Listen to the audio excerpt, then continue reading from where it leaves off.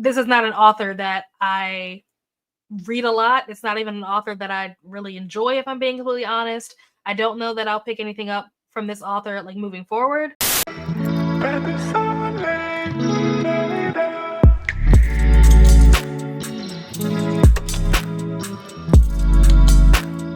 Hello and welcome back, or welcome to my channel. If you are new here, if you cannot already tell by the title and the thumbnail, today I'm going to be reviewing the different goals and things that I set for myself during 2024's reading year in preparation to come up with my new reading goals for 2025.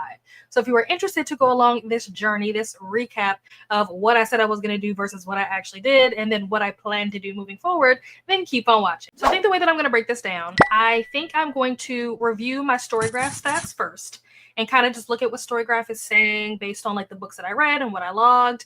And then we're going to jump over to my 5-star predictions. So what my 5-star predictions were for 2024 and like how that all turned out now that 2024 is over. And then I think we're going to jump over to maybe like my self-destruct list, which was a video that I did where I talked about books that I had to read. And if I did not read them by the end of the year, I was going to have to unhaul them, whether I read them or not. And then we will go into what my goals were, my reading goals for 2024, whether or not I accomplished them. And then we will set goals for 2025. So that'll be the plan. So let me pull up my Storygraph. All right, so I have adjusted the screen. So now you can see my Storygraph. So this is obviously, we're going to be looking at 2024. I actually haven't looked at my reading wrap up, but I'll do that on my own time. But it looks like I set a goal of 60 books, which I met. I ended up reading 92 books, so went well over what I set my goal for, which was kind of intentional. I also had set a page goal of being able to read 20,000 pages, and I read 30,263. So again, well over what I set. And so that's great. I'm very happy with this. So moving on down the list, looking at mood and pace. Let's see. Oh, wait, no, just kidding. Average days to finish a book, 9 days. That's probably about right. Looks like the biggest mood is mysterious. That actually makes a lot of sense. I do consider myself to primarily read like mystery thrillers and rom-coms or like romance. I'm actually surprised that mysterious is as high as it is, because I think I was expecting that either emotional or lighthearted would be higher than this. And then the next biggest mood is dark, which again makes sense because if mysterious, why did I say it like that? If mysterious is the highest, typically books, and then going to the next one, which is tense, typically mysterious books tend to be dark and tense, like that. Those three things usually go together. Now, if you're reading a lot of cozy mystery, then maybe that won't be the case, but I don't really read a lot of cozy anything. Funny. I'm so glad that funny is here. I mean, it would be nice if it would be a little bit higher. When I did my wrap up for my goals of 2023 in preparation to make my goals for 2024, I remember saying that I wish I had read more funny books, more humorous books in 2023, and that was something that I wanted to do in 2024, was read more funny books. So I'm glad that this number is, or this, space on the pie chart is a lot bigger than what it was before. Funny books tend to also be lighthearted. Not necessarily. You can have some very like dark, humorous books. And then adventurous, I imagine that adventurous probably is because of the like fantasy books that I read. I actually was expecting that reflective would be higher, because I read a decent amount of like nonfiction books and things like that. And so I guess I just thought that I read more books than I did that would fall into this category. I would like to definitely see like mysterious, funny, and reflective be like in my top 3, top 5, something like that. Moving on to pacing, I feel like this makes a lot of sense based on what I remember reading. It looks like I read mostly medium-paced books. Okay, I'm fine with that. That tracks.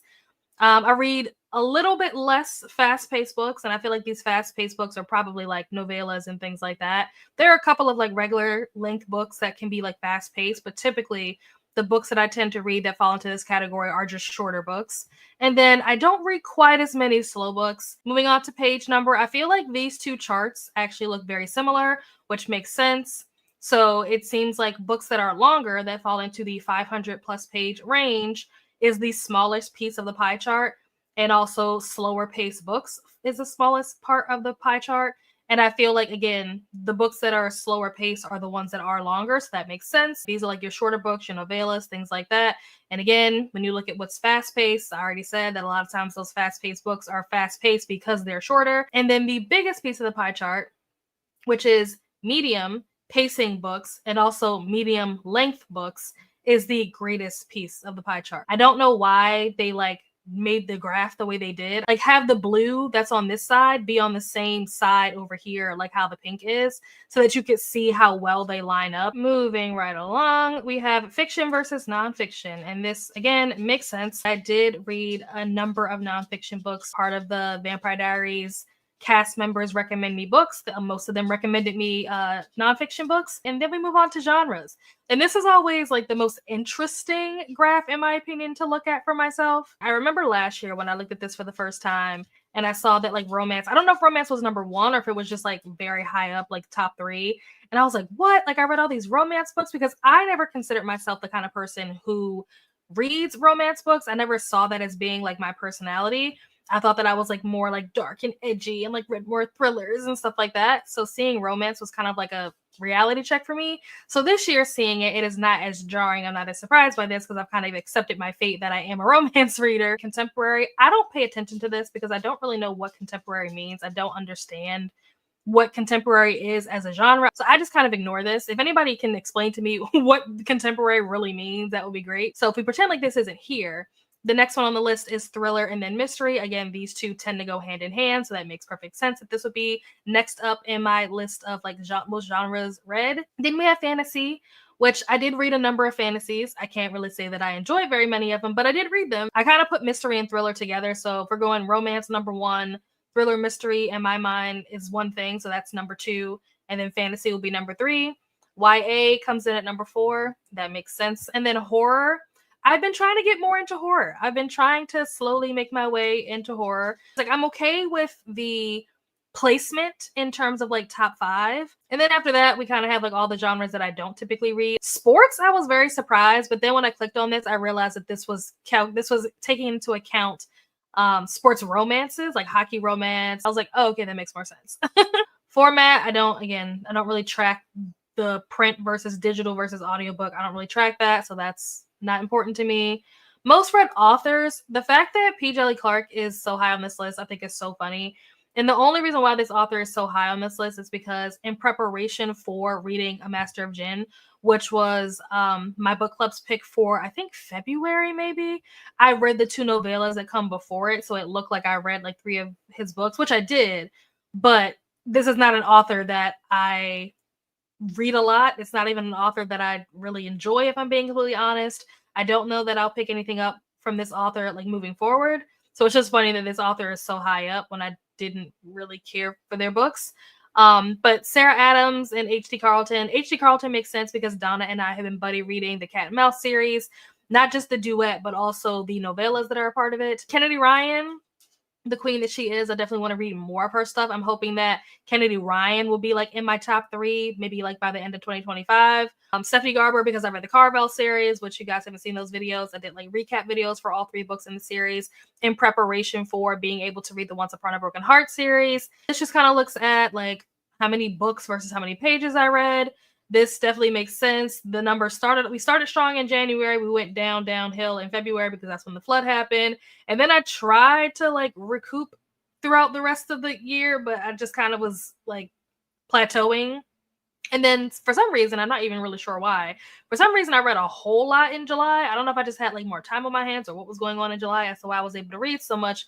But then August definitely took a dip because I spent most of August preparing for the Mystic Readathon, which was in September. And then from there on, things got a little bit better where I was able to read more. I think the reason why this is such a gap is because this is probably around the time that I finished 11/22/63.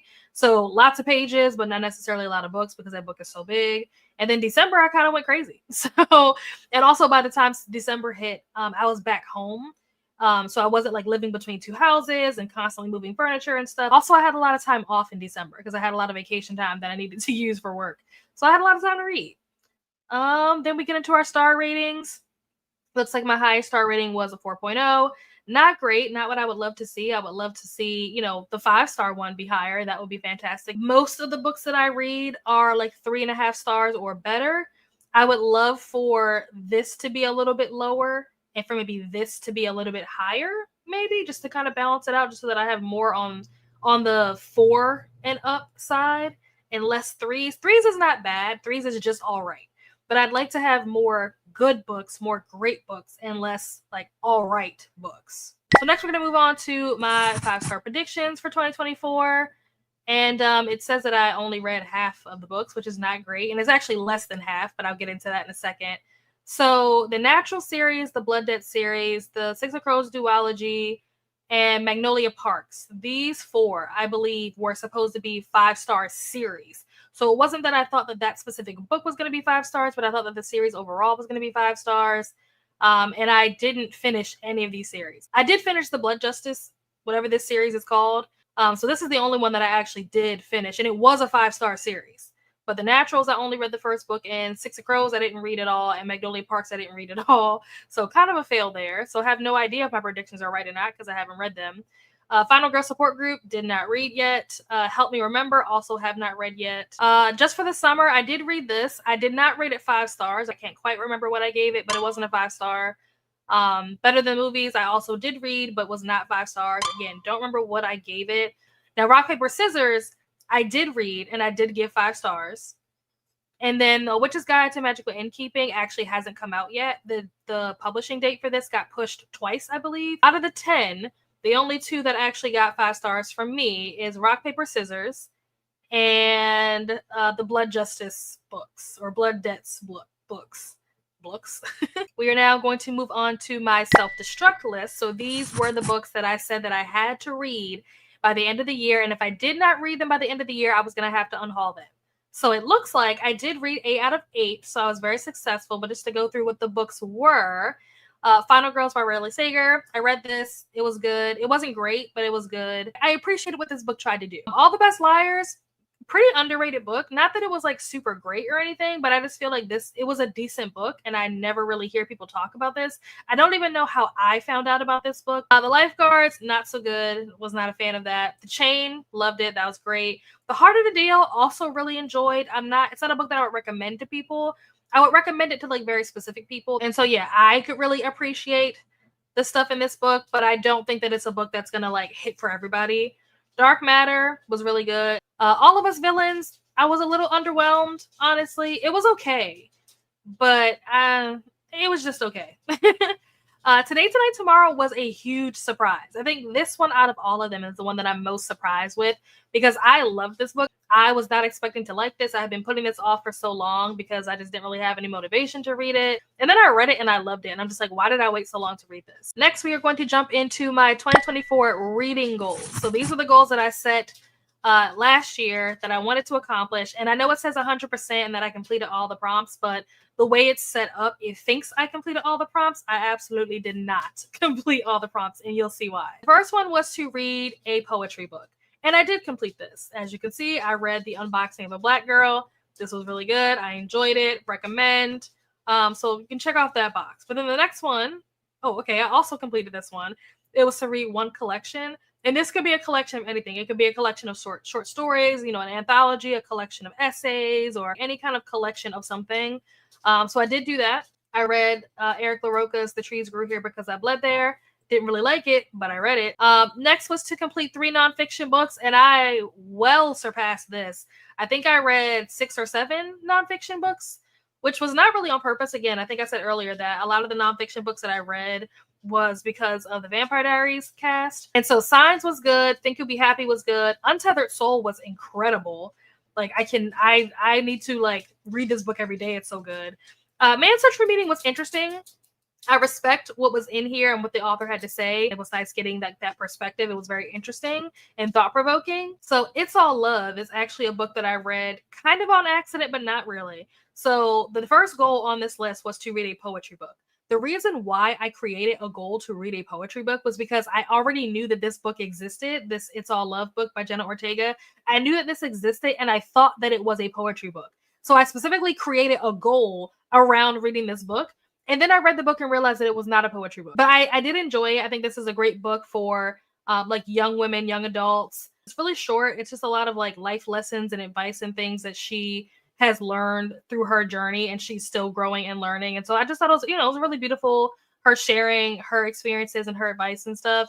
I definitely would. This is a book that I would buy like as a gift for someone. Like if I knew someone who was in that age range, this is a book that I probably would give someone as a gift. Unwinding Anxiety was a book that I read for my book club. I think this was our pick for March, maybe. I think it's a good place to start if you're looking to read up more when it comes to like dealing with or managing. If you are someone that struggles with anxiety or know someone who does, there are definitely some good like tips and tricks and like things that you can try to do and implement in your life to try to manage or reduce your anxiety. Next goal was to complete 4 Christian books, which I did. The Calvary Road was a book that we read, I think for my book, not for my book club, for Bible study.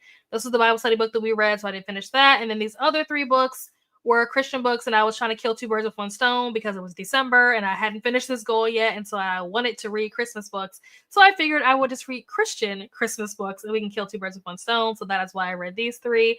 The Christmas Catch was good. Blue Street Christmas did not like that, and the Christmas Tree Farm was okay. All of these are novellas. Well, not the Calvary Road, but the other Christmas books, they are all novellas, so they were pretty short and easy to get through. So we are up to goal number 5 now, and so far I have actually completed all of these goals. That is probably going to change after this, but so far so good. I'm killing it so far. But I had a goal to read 3 tomes, which I define as a book that has more than 500 pages. I don't know if that's like the actual definition of a tome. I think it is, but if it's not, it's my definition. And I did that. I exceeded that.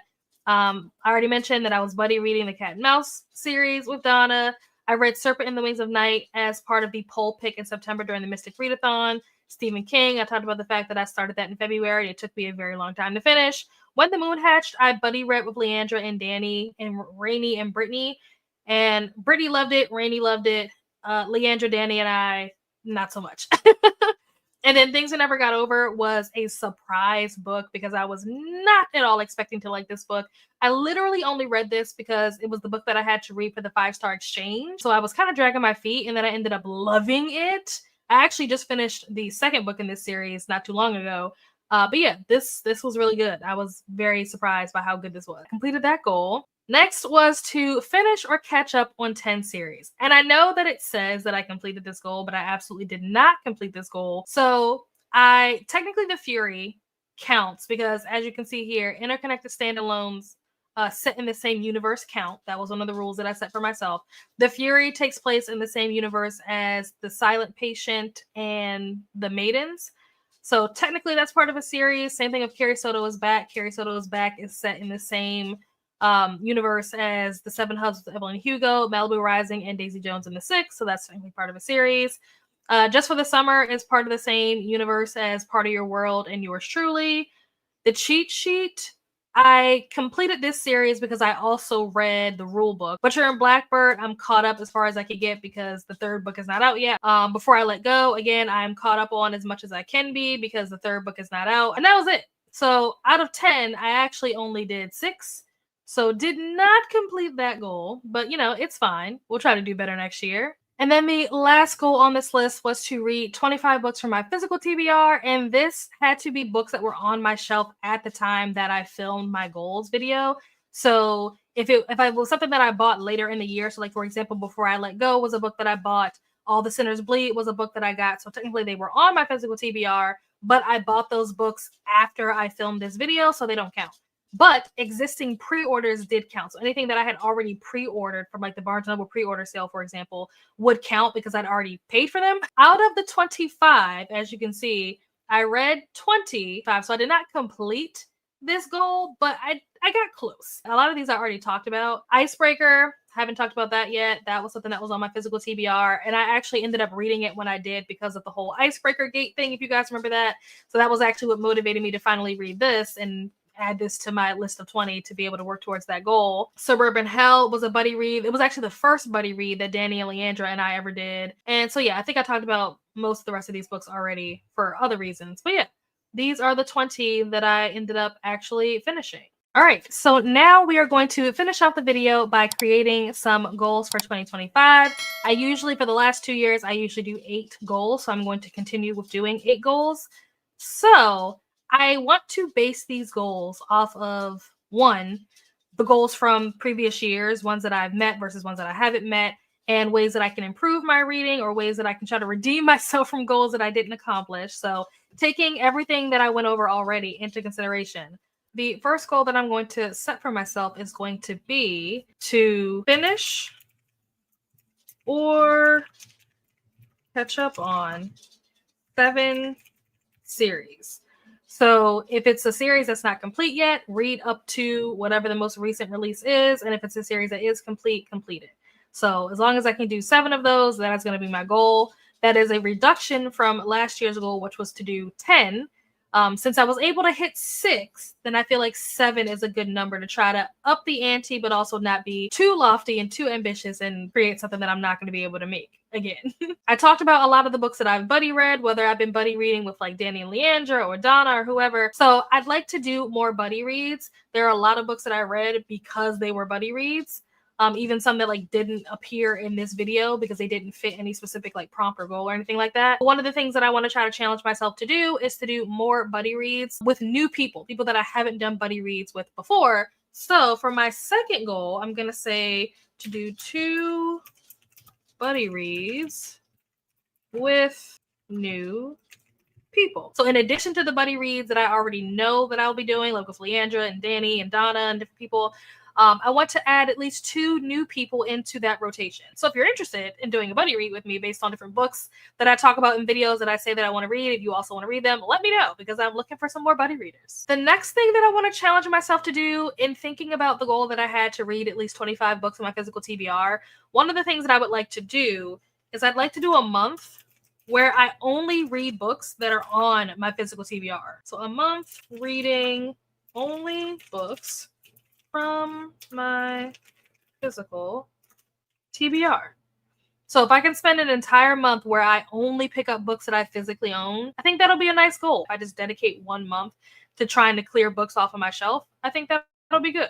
And it'll be a challenge because I don't think I've ever done that before, at least not intentionally. The next thing that I think I'm going to put on this list, in thinking about things like my 5-star predictions or my TBR, reading books after my TBR, my physical TBR, and the fact that I didn't hit those goals, there is going to be a video that's going to come out where I talk about authors that I've never read from before. I think I want to set a goal to read from 10 new to me authors. So whether that be some of the authors or all of the authors off of that list for that video that'll be coming out, or if it's just completely different authors, and there's really no reason why by the end of 2025 I haven't read from 10 new to me authors, but we'll see. It might be more challenging than I think. So moving on to the next 4, I think I want to challenge myself. So my goals from past years, a lot of the times have been goals where it's like, read X amount of this genre, read 5 manga, read 3 nonfiction, read 1 poetry.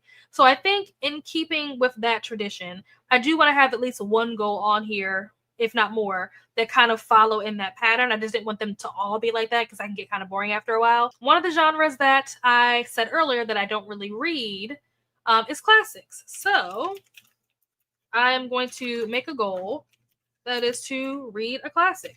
I don't know which one. I'm kind of leaning towards like maybe Dorian Gray or maybe like Persuasion or something. I'm not really sure. I'm just not the biggest fan of classics, but I would like to challenge myself to pick up at least 1. It's been a while since I've picked up a classic. Also, in keeping with the spirit of challenging myself to read like X amount of a certain type of book, one of the things that I really enjoyed, one of my favorite books from 2023 was a book called Ace by Angela Chen. And I thought it was amazing. And then I don't think that I've picked up any Ace books, especially nonfiction books specifically.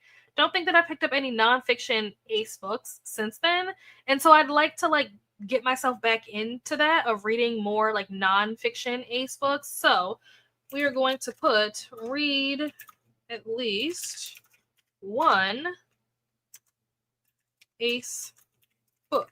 Now, I'm not going to limit myself and say that it has to specifically be nonfiction. I also enjoy reading fictional stories that feature ace characters because that is also something that is pretty underrepresented. So whether it's fiction or nonfiction, it'll still hit this goal, but I know in my mind that I want to read more nonfiction ace books. So I talked earlier about some of the buddy reads that I did and how I read some fantasy books that I didn't really like. And so this year, I would like to set a goal for myself where I can rate a fantasy book 4.5 stars or higher.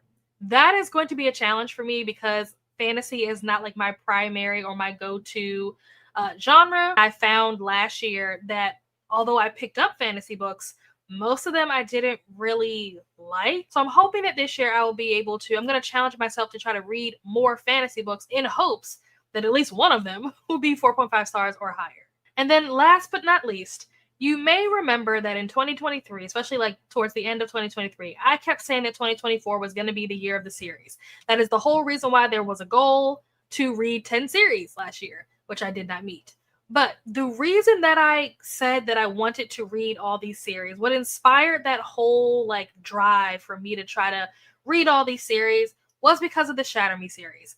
I have had all of the books for the Shatter Me series probably since I'm going to say maybe Christmas of 2022, and I still have not gotten past the first book, which is completely unacceptable because there's no excuse. And so last year I tried to like push myself by setting a goal to read like these series because I knew that Shatter Me was going to be one of them, except it turned out that it didn't end up being one of them. So this year I'm going to set a very specific goal to Shatter Me, and it is going to be to finish the Shatter Me series. That is the goal. So these are my goals. I'm going to zoom out, or at least try to zoom out a little bit so that we can try to see all 8 at the same time. So here we go. This is all 8 of my goals, and then I'll zoom out a little bit more just so we can see the whole graphic we got going on here. These are my goals for 2025. I'm content with this. I hope that I'm able to actually complete all 8 of these this time. We'll see what happens. I was not so successful last year. So here's to hoping that 2025 is a better reading year. And so there you have it.